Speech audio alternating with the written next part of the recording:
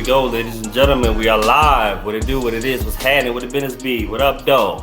It's your guy, Nate Bennett, here with another amazing episode of the Extraordinary Exchange podcast, powered by the Extraordinary Investment Group, 12 Black men, building legacies in the community through education and smart financial strategies. Y'all know the vibes already. For our regular followers, appreciate y'all for following us, supporting us, liking us, as we continue to provide value to our community.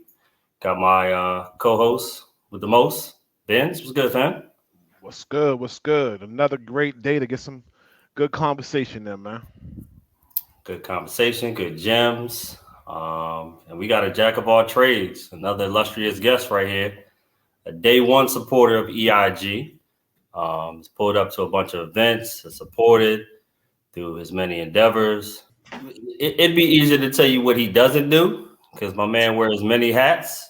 For real, and didn't really have to do much research for him because he family again.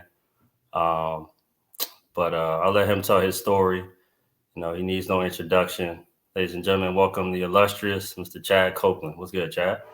I appreciate y'all having me. Yes, sir. Thank you for pulling up. We appreciate you for coming, man. It's been a long anticipated episode, so we're happy to have you. Appreciate it. Love what y'all building.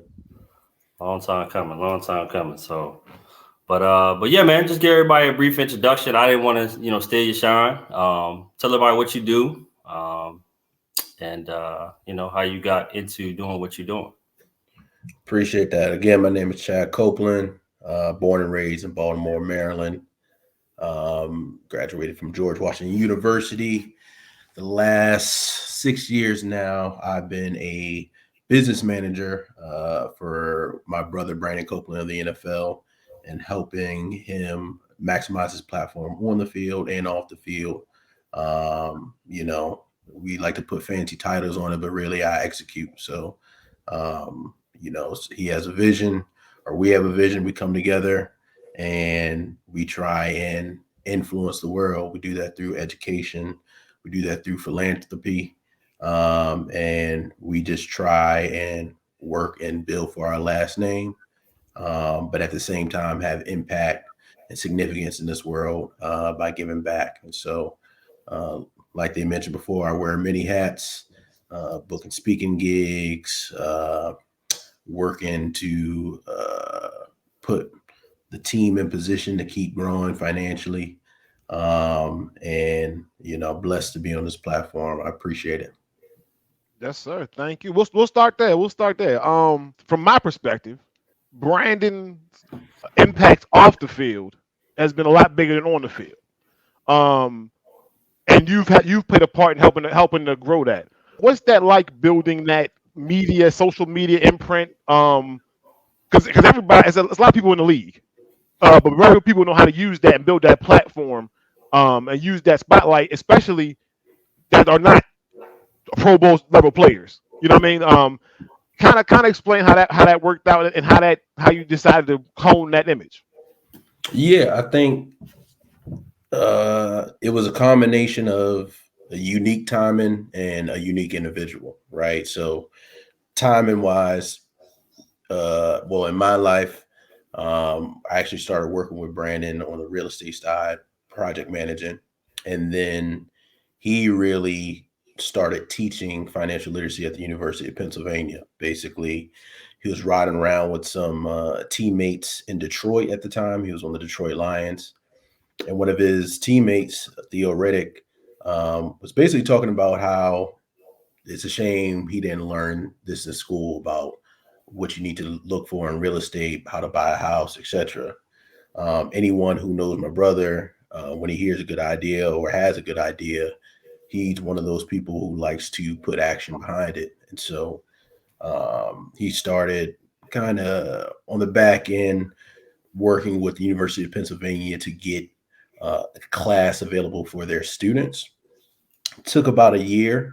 And that's why I always say it's interesting with just the timing of things. Around that time, the ESPN 30 for 30 Broke came out, which, if you're not familiar, was a documentary about how a bunch of athletes, had their platform career either cut short or whatever it might be, and end up going broke after their career ends. And so, to be honest, it was just a very unique situation having a current active player, but also in the off season teaching financial literacy at the University of Pennsylvania, an Ivy League school. And so, to be honest, when we really started, it was just so unique that he saw the work I did with him on the real estate side with project managing and how I was able to help scale that. And he just really need help taking on inquiries at first. So at first I started as an assistant, and it was me just making sure that, hey, that radio opportunity or, that TV opportunity, because at this time he was on the Jets, and being in that New York market, he was able to actually take it on while balancing his career. And so it really started out in a unique way. And I had some time to develop. We learned by not being scared of making mistakes, right? Our big thing at the beginning when we first started was speed. That was the only advantage that we really had. So the little things. Someone reaches out and emails you, you follow up that day, you don't follow up, the next day or when you feel like it. Remembering little things about people you might have had an exchange with, right? Whether, someone might mention their daughter played soccer or something, bringing that up in conversation or via email. It was our advantage was being fast and focusing on the smaller details. As we were able to grow and scale, we were able to, put systems in place where now, again, like Ben's mentioned, I would argue that he's as known for his stuff off the field as on the field. And we're, going to continue that now that he's retired. That's too dope. Just in that alone, so many nuggets. Networking, you know what I'm saying? Remember them little things, following up, paying attention to detail, the speed. In sales, we used to always hear the fortune is in the follow up, but the timing of that follow up is key too. You don't want to wait a whole week. It's not like you dating and you trying to play cat and mouse. Like, all right, I'm trying to fit my way in. Nah, you got to go ahead and follow up with them that day. It shows a sense of urgency and you're paying attention to that person's time. So that's dope. I want to say it was Paul Teeter Jones. It was one of those investor books I was reading. Mhm. He was talking about how he has an index card with pretty much all of contacts, and on, like you say, every contact he has, he lists those important details, family members' names, daughter plays soccer, son's in college right now, and before the meetings, he always pulls his card out, gets all his data points, so you're ready to have that personal touch on those conversations. So I like you bringing that up. Yeah. And now that Rolodex for people listening who might be younger, you know what I'm saying? It's their phone now. You can put it in your notes section of your phone and put all kind of stuff with that. So Yeah. that's dope. I will say a lot of people on the networking side don't keeping track of all those people on your Rolodex seems like a headache, but you only have to do it once. If you log it once, you have that contact for pretty much forever. And so it is important. And that's where you're going to get, the most opportunities from. Is not necessarily all monetary basis, who that person knows, who that person can connect you to, what you can do for that person, what that person can do for you. So And that right there, the thing is, all the time, it's not even necessarily the networking isn't always for you. Sometimes it's this person. I'm talking to person A who does something that person B does. I connect the two of them, and in this world of moving and shaking, there's so many people that contact with. If you don't have those details about each person does, it'd be hard to make those secondary connections. Yeah, I feel like this is kind of ode to the episode we had not too long ago with Jess. That's Part of right. the original Clubhouse crew, how we all got connected and met. She was talking about the influence of networking and how important that is, and being a connector. We were talking about connecting A and B. Well, shoot, let's go back to Clubhouse where this joint all started for real. I remember connecting with y'all on there, Benz and Just. Shout out to Just Money, cultivating that beautiful community of just curious individuals looking to just mastermind and just talk things out Monday through Friday. It was amazingly dope. Kind of leaning into that networking, how we were just talking about, the power of being that connector, connecting A to B, B to C, being in rooms, you know what I'm saying? As someone that was new, that you were trying to cultivate yourself on the fly, you didn't have a background in what you were doing, kind of, saying yes to a lot of things, but then also learning how to say no. Because as, your brother's off the field accolades started growing and growing, he became more popular in that aspect, learning how to say no to everything. So how did y'all sift through some of the things where it's like, okay, cool, we'll take that speed, maybe not that. How do you differentiate what's for the Copeland brand and what's not? Yes, I'll answer that second part first. I think when we first started, a lot of the stuff we did, I don't want to necessarily say it was for a check, but we were in a business to make money. Okay. And that's the story for a lot of people. I think as we were able to get our footing, we understood the importance of the brand in general, right? We didn't know what we really had at first. We were kind of building it up, trying to create this unique proposition of just having branding in your space. But once we got our footing, learning to say no is just really just to protect this time. It was easy for me at first because unlike other, you know, fields, the main thing is football. The main thing ain't our business, right? And so a lot of, especially at the beginning, a lot of it, everything we're doing comes from the fact that he has the platform of the NFL. And so understanding that no became really easy because if it interfered with his training or interfered with his family, like we just can't do it. And that was working with the brother a point of contention to a certain point, right? Mm. You have this number to go do a gig, I get you this number, but I didn't have kids at the time, or I don't have kids right now. I don't understand you saying no to it because you got to be a parent, right? You said this is the number to go get. I got it. I just don't get that. And so saying no is more important, in my opinion, than saying yes, right? Because one, saying no protects your time, first and foremost. That's your most valuable asset. But two, um, you're we're a big believer of being slow to say yes because one, you don't want to say yes to the wrong opportunity because you could be in the wrong room or be promoting the wrong thing, and that could leave a sour taste in people who follow you or people who respect you's mouth. And so saying no, I would say is way more important than saying yes. Over time, I've gotten way more comfortable with the idea, the saying that no is a sentence. You don't got to explain Mm. why or Mm. anything like that. But there's also a way of doing it, saying no, but keeping that relationship, still open and stuff like that. And that's something I had to learn over the time.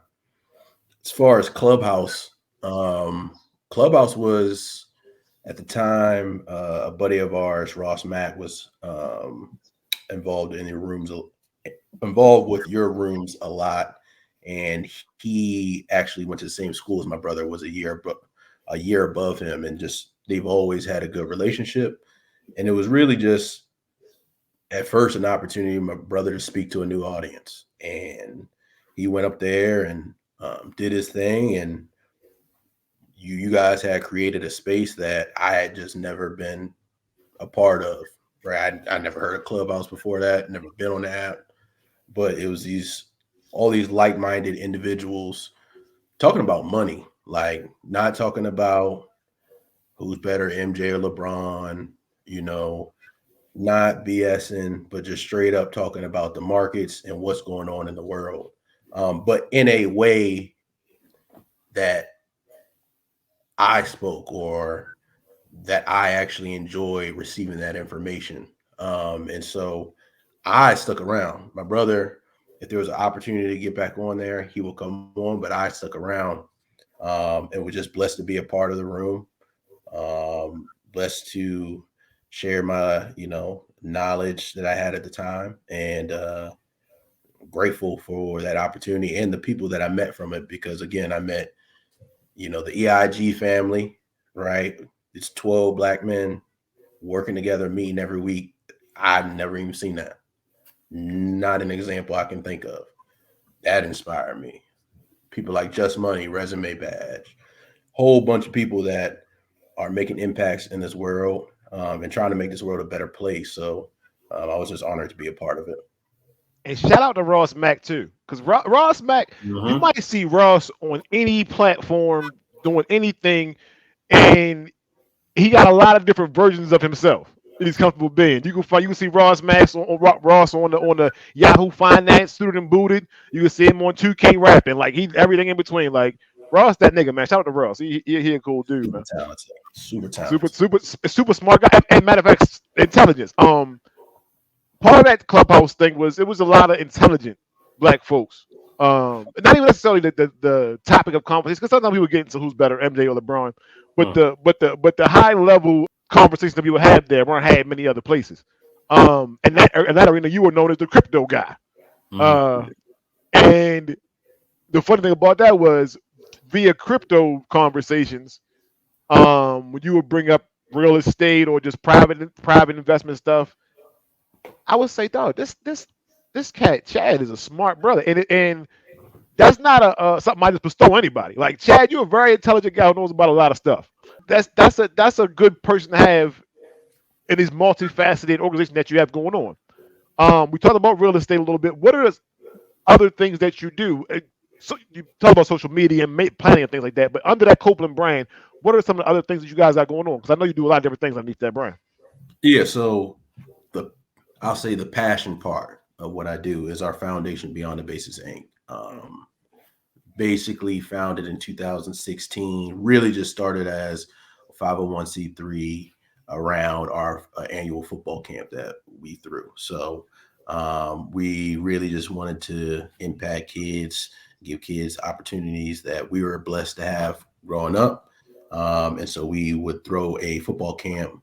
At first year was at Patterson Park, and then the last, I want to say, either 6 or 7 years have been at Gilman School, my alma mater. And so that was really about, even though we called it a football camp, that was secondary. So we did a lot of community outreach, thousands of book bags, thousands of hygiene kits to be distributed to the community. We still had our football drills and everything, but that was really the genesis of it. Um, I'm proud to say that it's grown to where we do a bunch of annual activities or engagements, whether that be a holiday shopping spree around the Christmas, Hanukkah time, or usually around Thanksgiving, we surprise grocery shoppers by just paying for their groceries, and that's the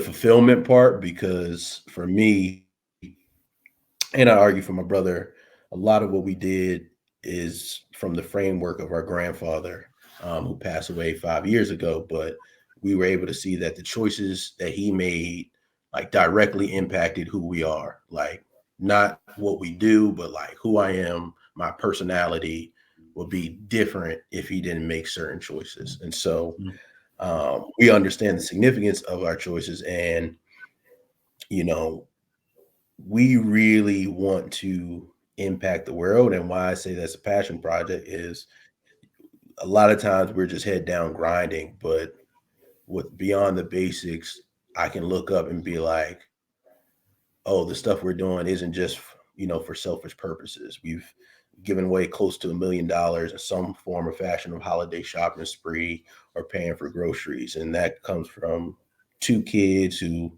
you know to be honest, when I was 20, I didn't have that on my radar at all. That's something I'm really proud about. And so that's one arm, our foundation, a board of 10 people. And outside of the fulfillment is great for me, because all of the board members are about 2 to 3 years older than me. And so beyond the philanthropic side, it's mentorship for me, just connecting with people who have a little bit more wisdom, a little bit more life experience, and just seeing just examples and connecting with those people on a frequent basis.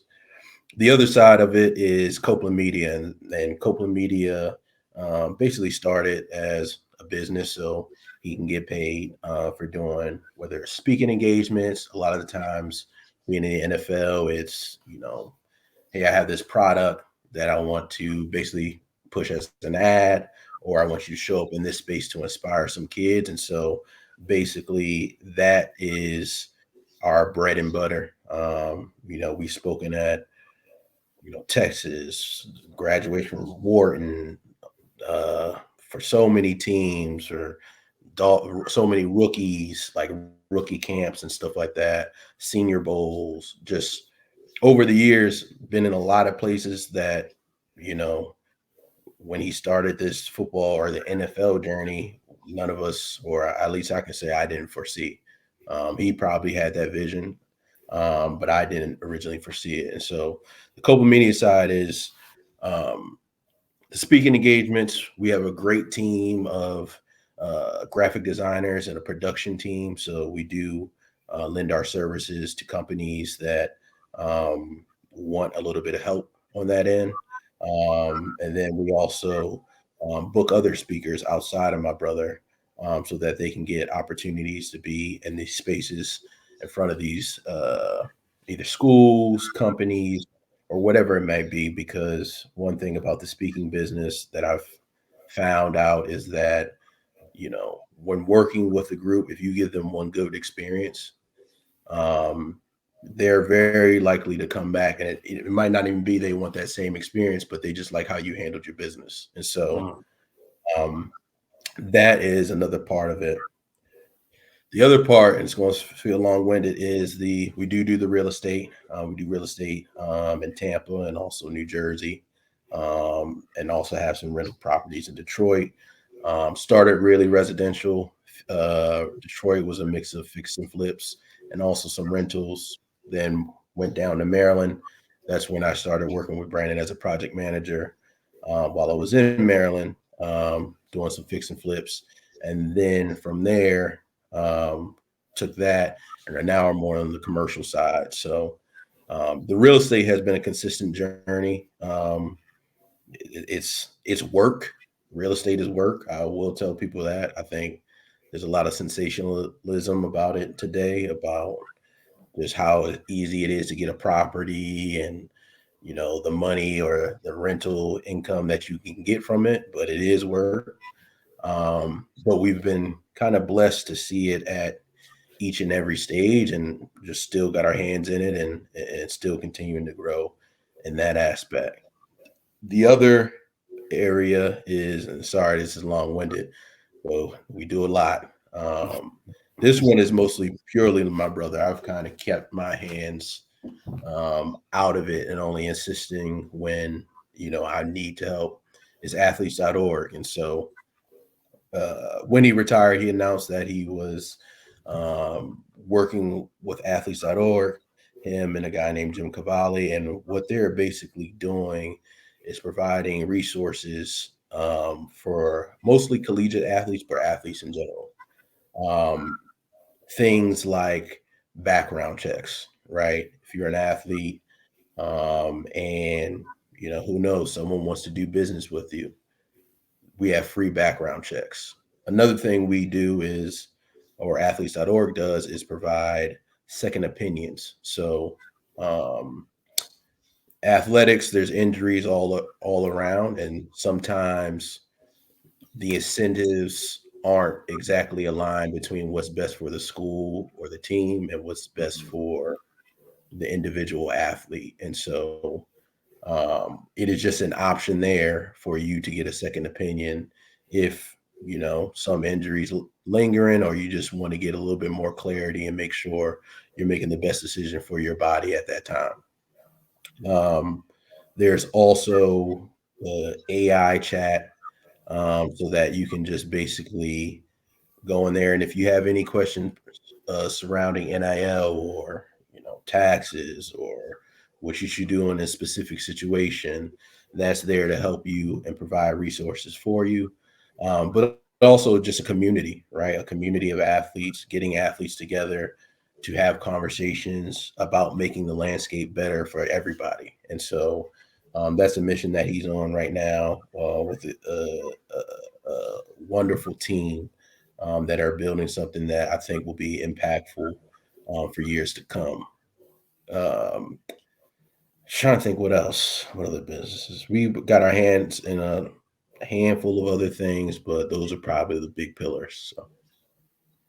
I was checking out the athletes.org a couple days ago, and the interface is a lovely interface. It's like I like the vision is something that is could be very useful, um, because for as big as college athletics has become, it's still not anything that's the resources for athletes that are with them in mind, created by athletes, but they're the initial person in mind for this tool. It's still very limited. So all those things, like you said, especially with the new NIL deals coming out and having somebody who is not from the school or from the companies, but you have a third party that has been there, kind of knows the ropes, kind of knows the legal situations, the tax laws. That's a great thing to have. So I like that idea for real.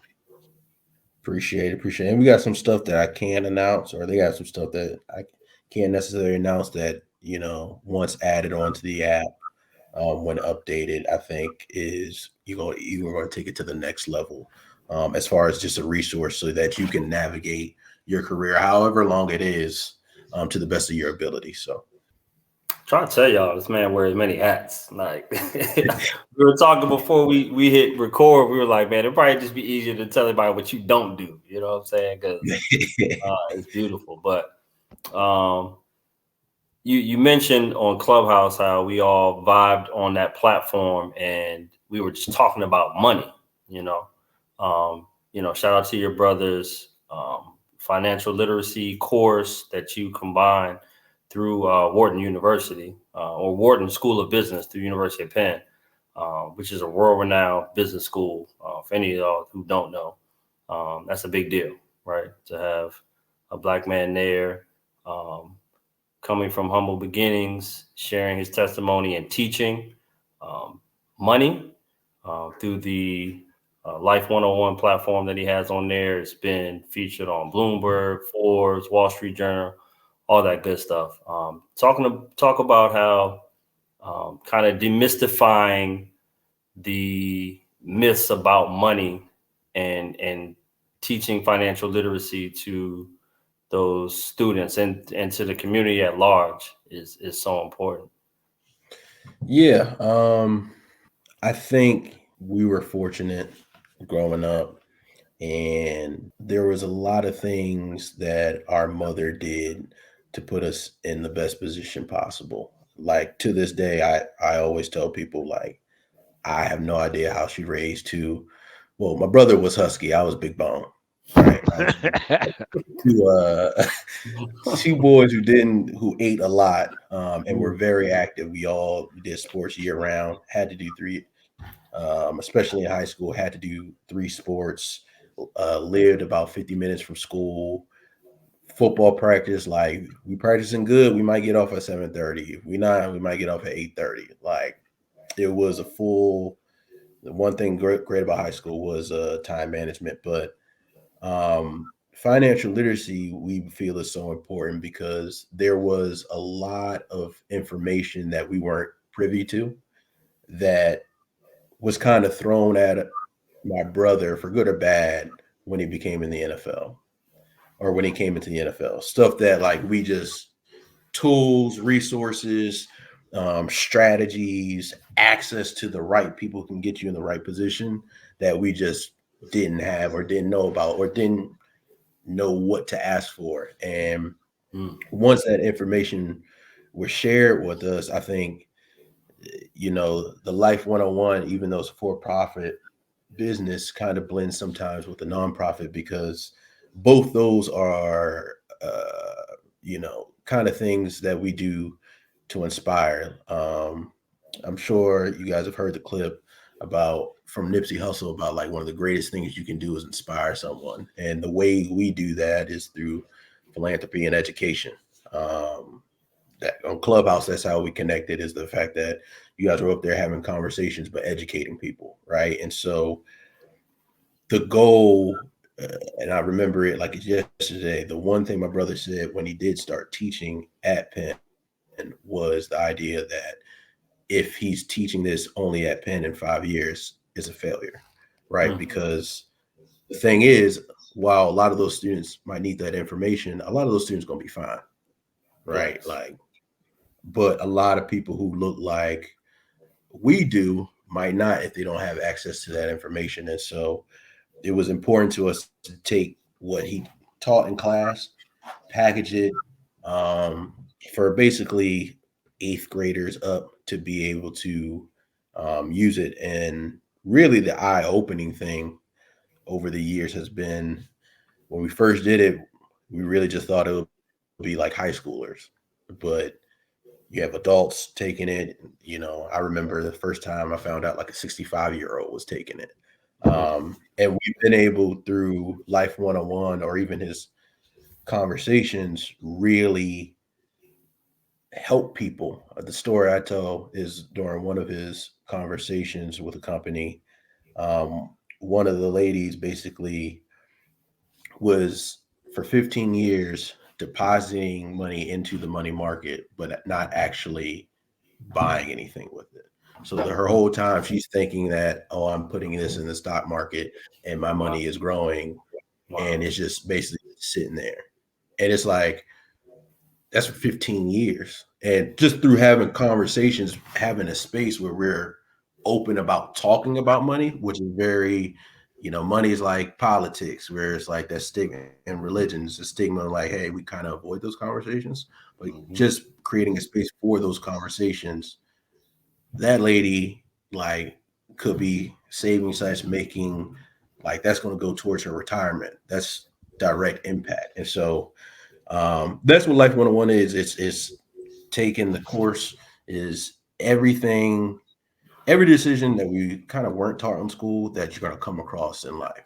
So budgeting, taxes, real estate, how to buy a house, how to buy a car, um, estate planning, just all those things available to you, but in my opinion, presented in a way that's super digestible and not in a way that's over your head. Very simple, very straightforward, but effective. I know on there you also added some mental health, meditation, those type of things to that Life 101 thing. Talk about that. Talk about the importance of, even though you have all those issues, as far as financially, about just the mental space needed to really accomplish those goals. Yeah. There's this guy named Joe Holder. He actually also went to Penn. And usually during the top of the year, we usually, Brandon and him in some way, do some conversation where they talk about, money, but also the mental health. It's the top of the year, January. Everybody got the gym membership. Like, let's go into the year with good momentum. And one of the talks, he brought up this thing that we never heard of, but quote unquote diagnosing ourselves, we think we have. He says there's a real thing called money anxiety disorder. And when you really think about div- divorce and how finances can be a big part of it, and the stress that comes from dealing with finances, your mental health is important, right? Just being, I make better decisions when my mental's right, when I go on my walk or I meditate and stuff like that. And so we thought it was important that we provide um, an opportunity for people to kind of empty their mind. We linked up with this lady named Astra. She was also on Clubhouse, who created a space for people to come and just, uh, in my opinion, let go of the week. And so we work with her to provide that also on the platform, as well as with one of our financial advisors, Tank. His name is Charles Harris, but I call him Tank, who would do a daily like podcast where he would just talk about financial literacy topics or things happening in the market. And so those were just free resources that, anytime you can tap into. Dope. Shout out to Astrid, Yep. another D1 supporter. She's super dope. And she got in her poetry bag at our first event and had like a whole Father's Day poem. So that She was did. dope. Even beyond that, like she's just a dope individual. Shout out to Very. Astrid. She's listening. I know she'll hear this. And it's her, I think it was her birthday recently. So I don't Yeah, I know think when it this was. Shout out to happy Astrid. birthday, Astrid. We don't know when this is gonna air, but happy belated birthday, Yeah. Astrid. There you go. For sure. Yeah. But talk about this. Talk about the state of crypto, because you were the crypto guy amongst all the other hats that you wore on Clubhouse. How'd you get involved in crypto? Going down that rabbit hole of just learning it, digesting all the information. Because again, when it wasn't brand new during the pandemic when we were on Clubhouse, but it started to catch a lot of steam, and that's when the boom really started hitting, and a lot of money was made in crypto and money lost. So yeah, talk about the state of crypto now and how you got involved in the cryptocurrency space. Yeah, so I'll say I got involved because before I was doing everything that I've talked about on this podcast, when I graduated from college, I started a professional blackjack team. And so we would basically card count, go around to casinos, ideally in Vegas, and make money that way. How crypto comes into that is the issue at that time. This is, 2015, 2016.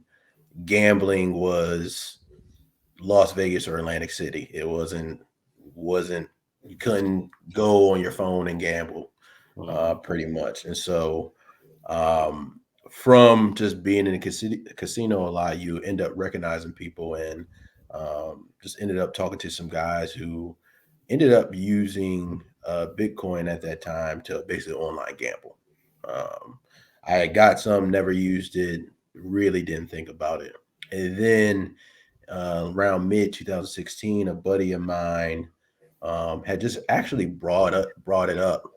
I think he was talking about Ethereum and Bitcoin to a group of us, and I had just heard about it before, and so it kind of piqued my interest. Um, Again, divine timing. I don't want to say divine timing, but good timing. A lot of times I learn by like actually doing. So it was stupid at the time, but I put some of my money in there. And late 2016 and 2017, it pretty much shot up. And once it started shooting up, like I was like, I need to learn this. And so I remember I wrote a lot of stuff with my brother. I was pitching him to get him involved into the space as well. And so I had to write. I basically wrote this like 6-page breakdown of Ethereum, like upgrades coming up, price points. Just really put a lot of work and effort into it. But even in doing that, like in researching it, I was like, this is a space that is at least interesting enough for me to continue pursuing. And if not, I made some good money off of it. So basically, did really well on that bull run. 2020 was coming up, and like right after the pandemic, I was knowledgeable enough about knowing about the Bitcoin halving and all that stuff. Put a decent amount of money in there, and it shot up. It made some good money. But from that, within that space, it moves so fast. 24/7 market. Like I learned by one reading books on it, but also my Twitter algorithms was mostly Bitcoin crypto related stuff, right? And which you can get good information, you can get bad information, you can get fake news, all that stuff. But just from years of just looking at that, you kind of learn how to disseminate that information and who to follow, et cetera, et cetera. And so just over that time with learning and doing my own research, and then when I really had to learn 100% is I helped create a curriculum originally to basically the first crypto to my knowledge, the first crypto or Bitcoin course for credit for high schools. Originally, it was just because the market was going so hot. The company we were working with at the time wanted to provide that course because that's what they did. They provided high school courses with Netflix style production that people can learn online. And so the intent was for me to just get the information, the outline together. Um, but basically, I did it so well that they wanted me to teach the course. And so, again, to my knowledge, I have the first, or I taught the first crypto course for credit at high schools. And pretty much from there, I kind of know the ebbs and flow of the market is, to me, very cyclical. And so I'm gonna be being completely transparent. There's times where I pay attention to the market and times I don't. When the halving is approaching, typically 18 months after everything goes up, then crashes 80%. I've kind of lived or worked through two of those. And so right now, the market, it would be disingenuous to tell you really what's going on. I do know that within the next 90 days, a lot of the Bitcoin ETFs are looking to either get approved, and there's many that have been denied, but why people are paying attention now is BlackRock um, is filing for one, and I think they've, out of all the ETFs or all the things they filed for, they've only been denied once. And I'm not going to go into what BlackRock does, but there's a lot of enthusiasm that this will be the time that it will get accepted. Timing wise, also, the halving is going to come up sometime during around like the summer of 2024. You also have an election where you could argue that Democrats are more strict on crypto policy, and you could argue that Republicans seem to be more crypto friendly. So you do have a lot of stuff coming up. But for me, right before the halving, uh, personally for me, and I'm not necessarily suggesting this for anyone else, I buy Bitcoin every week. And so I don't really think about the market until probably a couple months before the summer. I'll start kind of getting back into that space, and then I'll be in the space for about 18 months to 2 years, and then I'll push it to the side again if things continue the way they've been continuing. So Explain to us, to the novice who don't really know about the what is the halving? What does that do? What's that? What is that? No. Explain to me. Oh, there you go. We gonna keep it transparent, right? Explain to me, because I was about to ask the same question. Yes. So built into Bitcoin's code, have you heard that Bitcoin, there's only 21 million? Mm-hmm. So built into Bitcoin's code, there's only 21 million, and pretty much in order for that Bitcoin to go onto the market per se, or to be created, they say there's a math problem that has to be done, but basically a very complex puzzle happens every 10 minutes. And the reward for, in the most simplest way, for solving that complex puzzle is that you get Bitcoin. Right now, it's 6.25 Bitcoin put in the market every 10 minutes.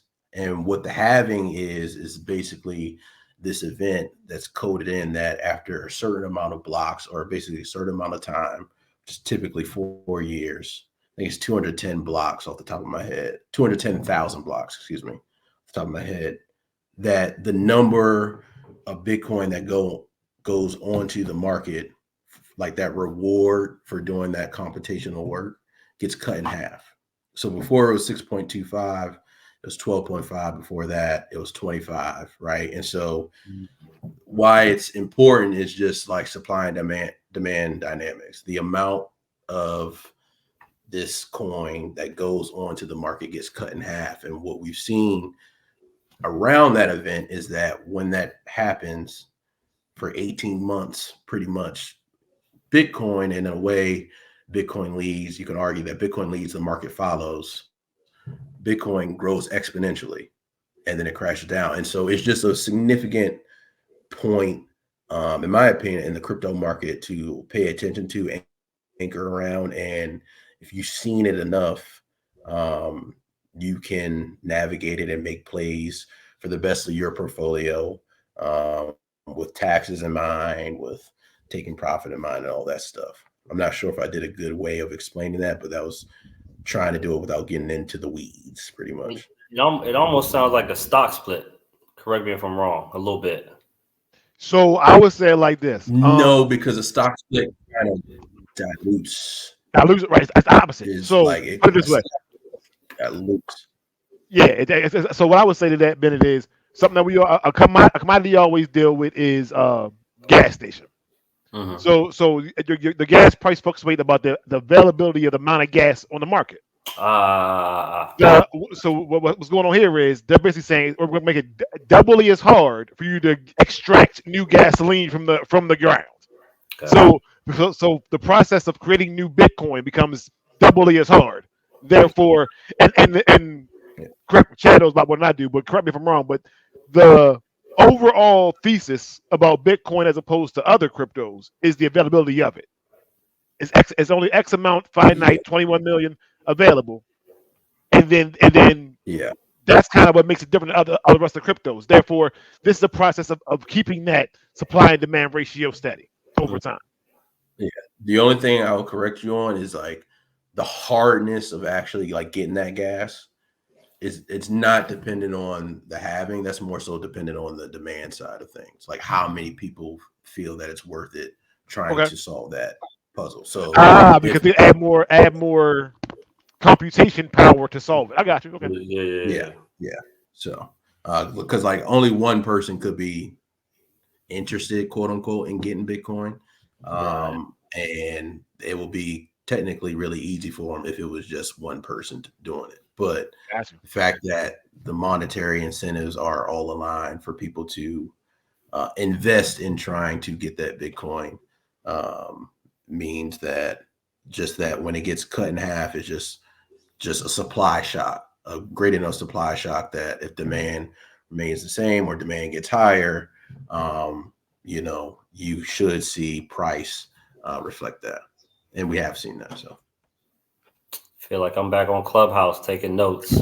Earpiece in, bro. This was oh my goodness. Salute. Appreciate it. That makes sense though. That makes sense how you broke that down. hey, this was good for me because it's been But that's an important part of this conversation is when you knowing the market that you're in. And so kind of like Chad said, it's a multi-year mapped out process of when he's more interested in the market. This is the reason why I kind of know the rhythm and beat of the market. And I think that's kind of applicable to most things that we do.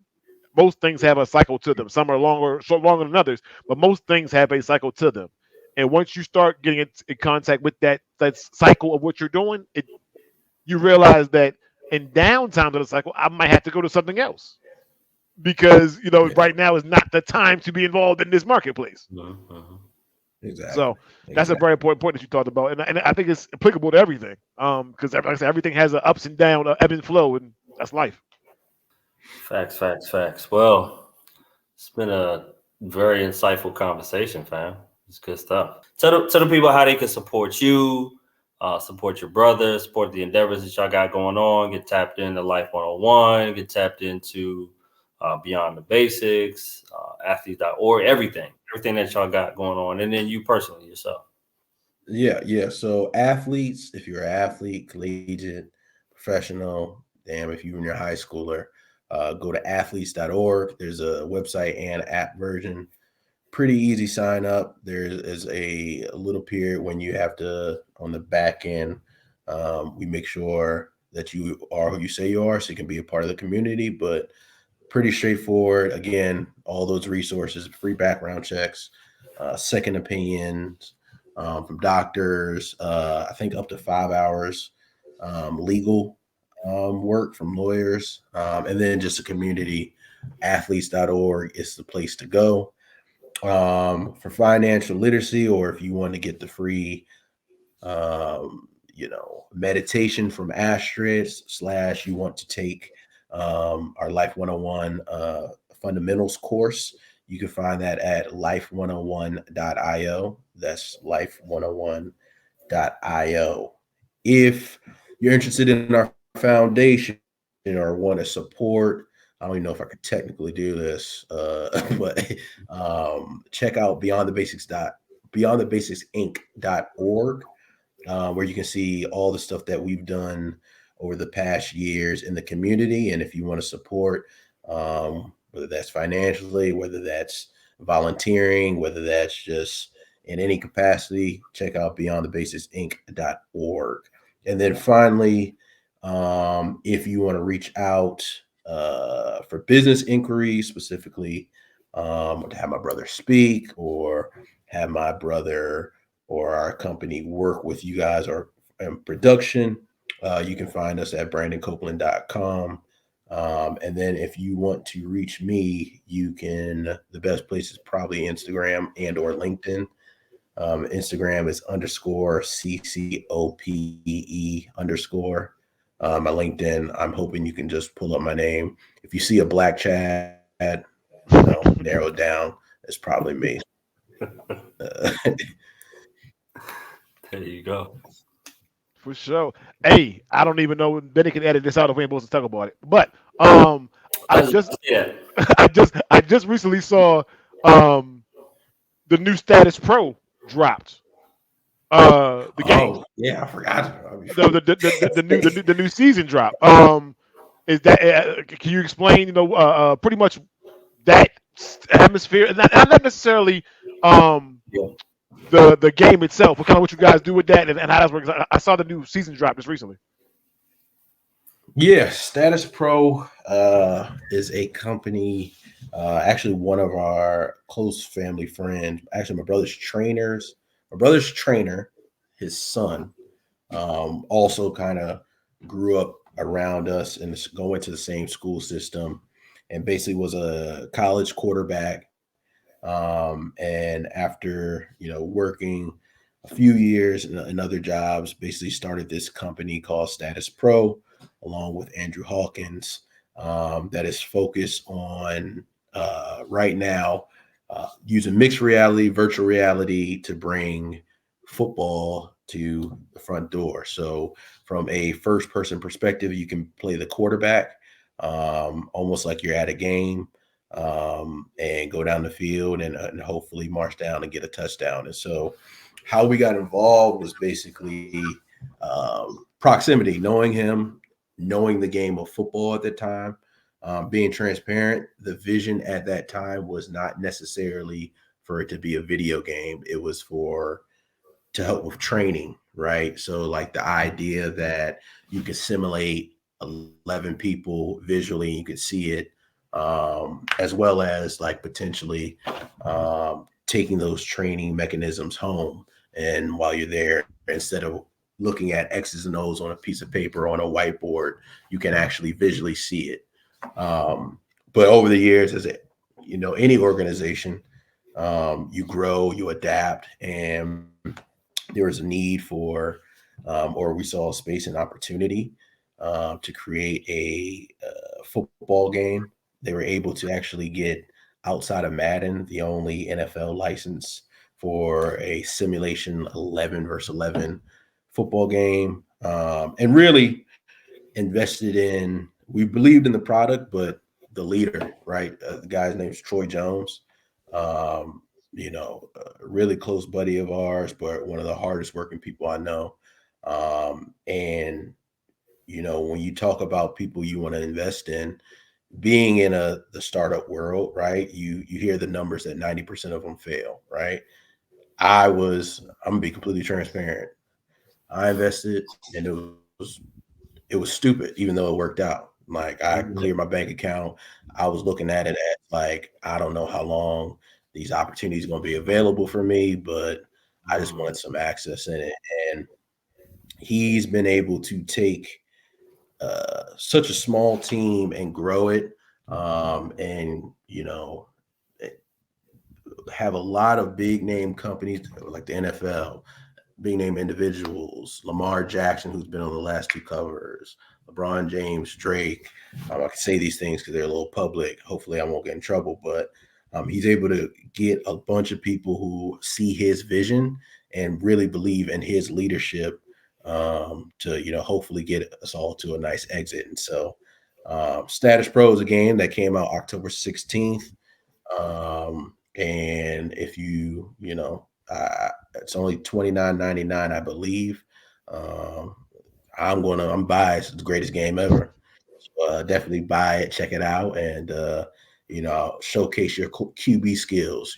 Especially I used to be a lineman, so I get to live my heyday. What I should have been, the position I should have been playing the whole time. So, man. I just wanted to bring that up because it's a lot. You guys do a lot of firsts, a lot of things that a lot of people don't necessarily know that you're doing. And I love what you guys got going on. So I just wanted to highlight that as another one of those random things that I thought about that you guys are doing that is unique in a space where everybody's athlete. Mm-hmm. You know what I mean? But you guys have the app. You guys, it's a lot of different things you do with that platform, and everybody doesn't have that same unique experience. Like you talked about earlier, but like your brother has. But everybody has some advantage or some platform to use, and we don't always maximize the opportunities that we have with our individual platforms. So I just want to highlight there's another way that you guys are doing that. So shout out to you guys for making all these moves out here, man. I appreciate it. We try, so. Yeah, and again, that goes to everybody, whether you're in the league or whether you're just listening to this and you got an idea that you're trying to be the first. So first of all, y'all being in that space and having that representation is super pivotal and key. You know what I'm saying? Because like you said, there aren't resources. You were talking about my man from Detroit playing with your brother with the Lions. It was like, yeah, I wish I had this. Even though they have money and they're making good money, a lot of times they don't know what to do with it. They don't have the proper resources. So y'all just being in these spaces that y'all are in, be intentional about educating folks and have it being more than just football. You know what I'm saying? You brought up LeBron as opposed to just shutting up and dribbling. Y'all are doing so much more beyond the sport that we all love. So shout out to y'all for that. Matter of fact, I think Theoretic might have won me one of these fantasy championships back in the day. Oh my God! Theoretically, man. That's what we're doing. That's what we're doing. We're bringing broken fantasy football trophies on your It's on the mantle. It's on the mantle. It's there. And one of them came from Theoretic. Shout out to my man. Salute. I never met him, but hey, you're the man. We're not gonna pan over to my mantle, but the reigning champ speaks for itself. But but yeah, Chad, man, we appreciate you, man. Shout out to you for taking time out, because again, this was a long time coming. We had planned on you being one of the first 10 episodes of the podcast, just because you've been such a day one supporter with your time, with your money, like philanthropically. Like we'll just keep it a buck, man. This has been a mutually beneficial connection that we've had over the years, and man, just looking forward to seeing where else y'all take this, what other endeavors y'all get into, and shoot if something come across our table. The lines of communication have always been open. So yeah, man, appreciate you, bro, and much love. Yeah, to that. Hey, but Bennett said right there, I want to echo, because from day one, you've always been open, honest, receptive to anything. Some people like to keep the door closed, keep the gate closed, and keep their information and their time and their resources to themselves. But you've always been upfront. Hey, this is what I can do. This is how I can help you guys out, and so I greatly appreciate that. You didn't have to do it, so thank you. I do appreciate that just personally. I do thank you for that, man. Thank y'all, man, and thank y'all for being an example in the community. Again, the group that you have, like in my line of business, the thing that's gotten me the furthest is like highlighting either my unique value or my brother's unique value or the things that we do. And when I say you guys, at least from my experiences and things I've seen, the group that you guys created, to me is a one-on-one. Like, that's why I support you guys to the fullest. We'll continue supporting you guys, and it's a beautiful thing to see. And hopefully other people and maybe myself, will replicate that going down the line. So I appreciate you guys having me on, and appreciate the example that you guys have been for me. Thank you. Even before we hit record, you are asking us, and this may be something in the making. I know we've talked about doing an ebook or having some kind of education about how we started this. It goes back to, you talked about close proximity, the close proximity we all have, which makes it even more rare. Not to toot our own horns, but we all intimately knew each other. From sports, from school, from Morgan. So it wasn't like we were all strangers. We all knew each other, not knew of each other. We all knew each other. And, we brought this together, but there was no blueprint for it neither, for people that look like us. So we had to do our due diligence. We bought books. We did online education on how to develop an investment group. And I shared one of the books with you, Chad. So hopefully that helps you, with what you're doing. But we appreciate all the support from our communities collectively, because we couldn't do this without y'all.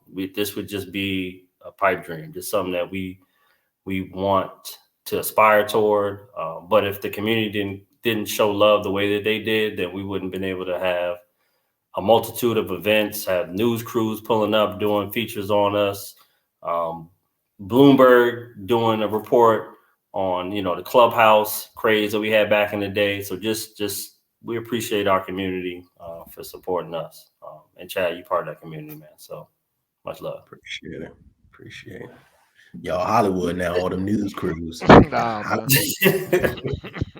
That's the thing. We didn't even holler at them. We had a connection with one of the news crews through a genuine friendship that we had within the crew. They liked what we were doing. One of the main news anchors here in the DMV area, they were like, "Hey, would you want to be on the news?" And we were like, "Heck yeah, hook it up."